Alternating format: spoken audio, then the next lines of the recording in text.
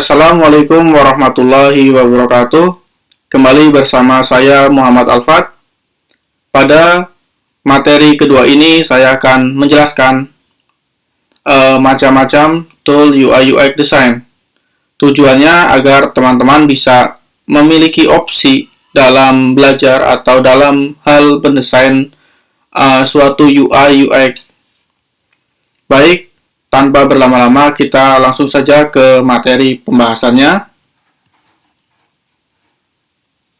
Apa itu tool? Dalam bahasa Indonesia bisa dikatakan sebagai alat atau perkakas, yang merupakan benda yang digunakan untuk mempermudah pekerjaan kita sehari-hari. Beberapa contoh alat adalah palu, tang, gergaji, dan cangkul.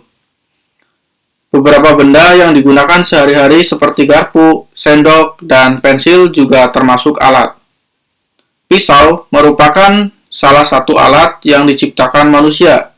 Alat-alat yang secara khusus digunakan untuk keperluan rumah tangga sering disebut sebagai perkakas. Sumber Wikipedia. Detail penjelasan. Dalam bahasa Indonesia, tool sama dengan alat atau perkakas. Secara garis besar, tentunya alat yang dapat digunakan atau dipakai oleh manusia dalam kehidupan sehari-hari. Dalam perkembangannya, tool yang digunakan oleh manusia memiliki banyak variasi atau perubahan, penambahan yang begitu signifikan, di mana tool yang tadinya bersifat manual berevolusi menjadi suatu teknologi yang serba otomatis dan digunakan di semua sektor pekerjaan manusia ataupun aktivitas manusia itu sendiri. Nah, di materi terakhir sebelumnya itu sudah saya jelaskan macam-macam tool UI UX yang ada di gambar ini ya teman-teman. Jadi ini adalah bagian kecil dari banyaknya tool desain saat ini. Nah, dari sekian banyak yang ada di sini, saya akan menjelaskan beberapa saja yang saya rekomendasikan di tahun 2023 ini. Yang pertama adalah Sketch. Sketch adalah editor grafik vektor untuk macOS yang dikembangkan oleh perusahaan Belanda, yaitu Sketch BV. Sebelumnya bernama Bohemian Coding. Pertama kali dirilis pada 7 September 2010 dan memenangkan Apple Design Award pada tahun 2012. Sketch juga memiliki aplikasi web yang memungkinkan pengguna untuk berbagi file secara online. Sketch digunakan untuk membangun UI UX, baik situs web dan aplikasi seluler, dan tidak termasuk fitur desain cetak. Sketch baru-baru ini menambahkan fitur untuk pembuatan prototipe dan kolaborasi. Karena hanya tersedia untuk macOS, perangkat lunak pihak ketiga dan alat handoff dapat digunakan untuk melihat desain sketsa di platform lain. Sumber Wikipedia. Selanjutnya adalah biaya. Ya, biaya untuk tool Sketch. Nah, di sini Sketch untuk versi gratis hanya 30 hari. Kemudian di sini ada dua versi yang berbayar, di mana versi pertama adalah versi standar yang teman-teman bisa mendapatkannya dengan harga $9 atau jika dirupiahkan menjadi sekitar 135.000 per bulan per editor. Ini saya hitung ketika rupiah di angka 15.000. Nah, di versi standar teman-teman bisa mendapatkan beberapa fasilitas ya. Teman-teman bisa membacanya di sini atau teman-teman bisa kunjungi website resmi Sketch. Oke, selanjutnya adalah yang versi bisnis. Versi bisnis teman-teman harus merogoh kocek sekitar $20 atau dalam rupiah 300.000 per bulan per editor. Sketch juga mendukung untuk pendidikan, jadi Sketch memiliki layanan gratis untuk para pelajar. Oke, untuk tool selanjutnya adalah InVision. InVision App adalah sebuah tool untuk membuat prototipe dari suatu desain sebuah produk. Didirikan pada tahun 2011, menjadi salah satu tool yang dipertimbangkan oleh para desainer dalam beberapa tahun terakhir. Memiliki fitur yang baik dalam desain, InVision juga mengatakan, kami memiliki misi untuk mengubah cara orang bekerja sama dengan membantu mereka berkolaborasi dengan lebih baik, lebih cepat pada segalanya dan dari mana saja. Nah, untuk InVision memiliki 3 versi. Nah, versi pertama yaitu versi gratis.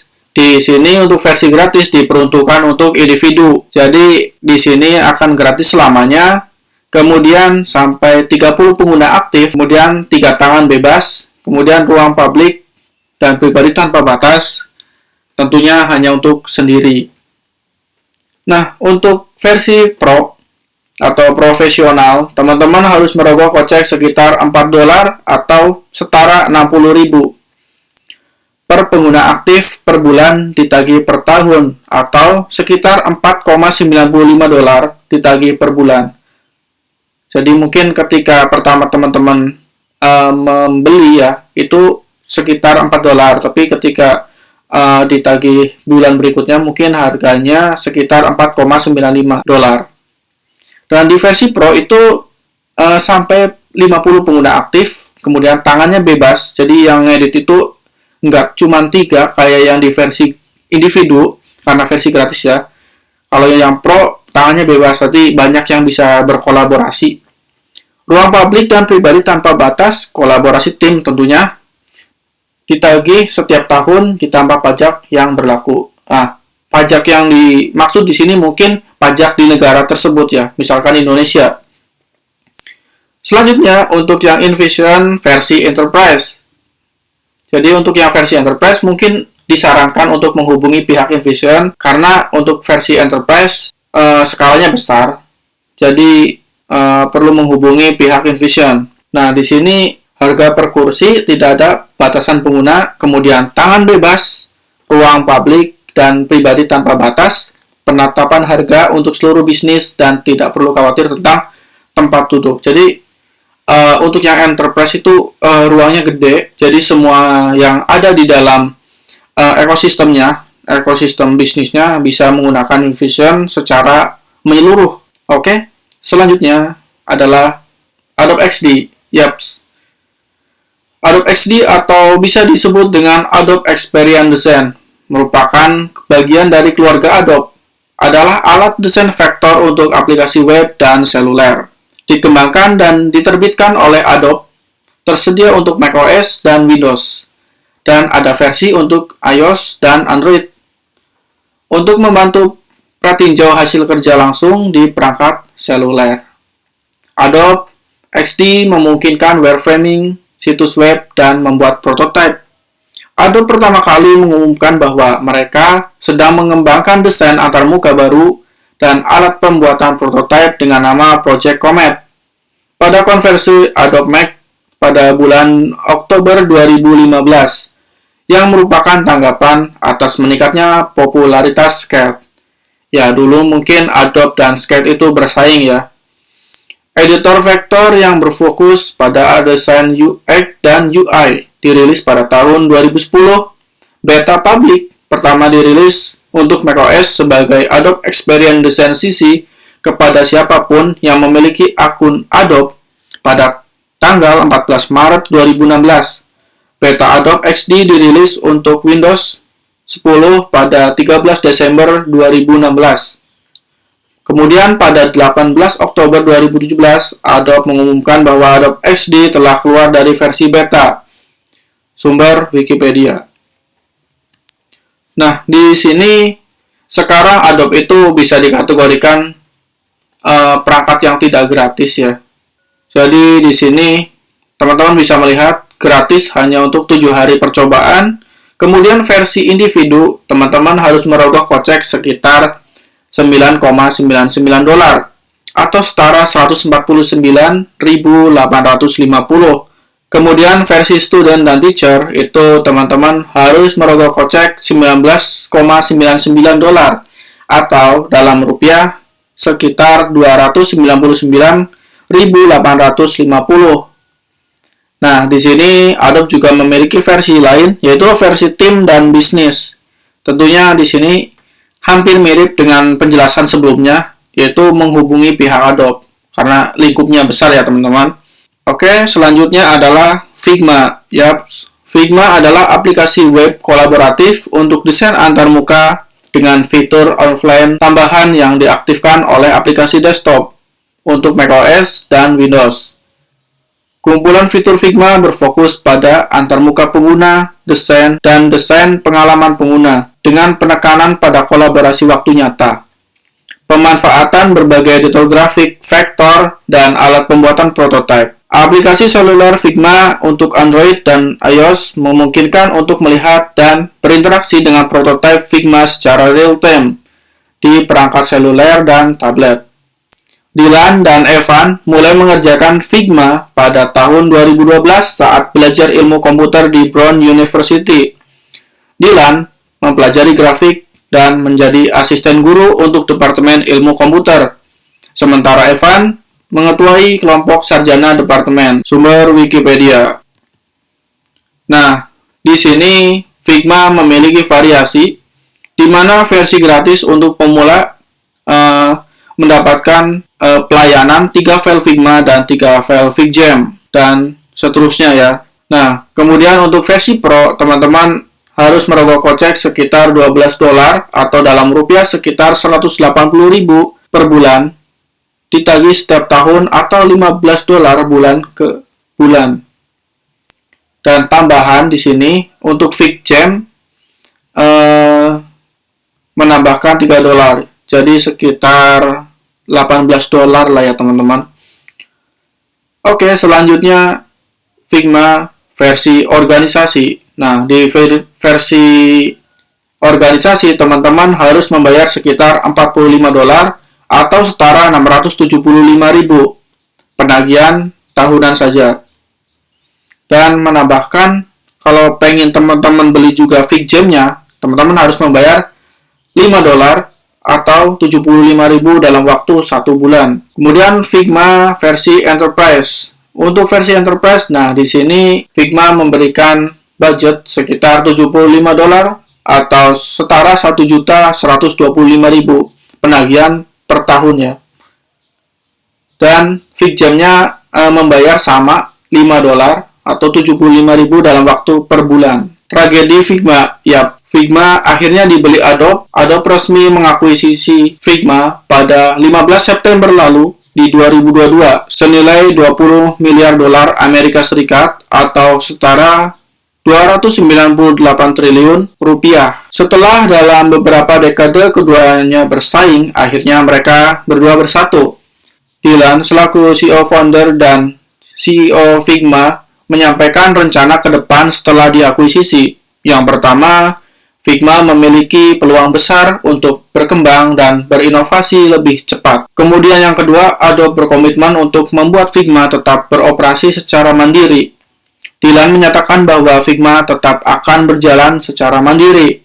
Ia tetap menjadi CEO di Figma, tetapi dia harus melapor langsung ke David selaku Presiden Digital Media Adobe.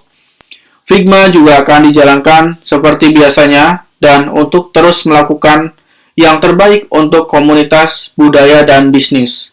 Dylan juga menyatakan bahwa ia tidak memiliki rencana untuk mengubah pricing Figma. Selain itu, Figma juga akan terus digratiskan untuk pendidikan. Yaps.